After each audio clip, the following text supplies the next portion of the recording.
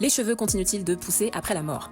Bon, je vais être honnête, moi pendant longtemps j'étais persuadée que oui. Et je pense que je suis pas la seule. Surtout quand on voit certains films où on découvre un squelette avec des cheveux interminables. Je me suis toujours dit, ah ben voilà, les cheveux continuent de pousser.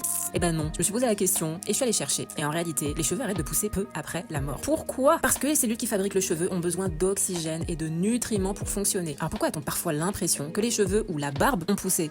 En fait, c'est surtout la peau qui se déshydrate et qui se rétracte légèrement. Les cheveux, eux, restent à la même longueur. Mais ils paraissent plus longs parce qu'une plus grande partie de leur base devient visible. Je trouve ça fou parce que c'est une idée que j'ai vraiment cru pendant des années. Et ça m'a fait penser à Avatar. Dans le film, les cheveux ne servent pas seulement à coiffer. Ils deviennent un moyen de créer un lien, de se connecter aux autres êtres vivants et à la nature. Évidemment, c'est de la fiction, mais je trouve intéressant que même dans des univers imaginaires, entre guillemets, les cheveux soient souvent associés à quelque chose de plus grand qu'eux. Et en cherchant, j'ai découvert que ce n'était pas propre à Avatar. Dans plusieurs traditions et croyances, les cheveux représentent la mémoire, l'identité, la transmission. Qui klaxonne comme ça là pendant que je parle? Ça va pas ou quoi?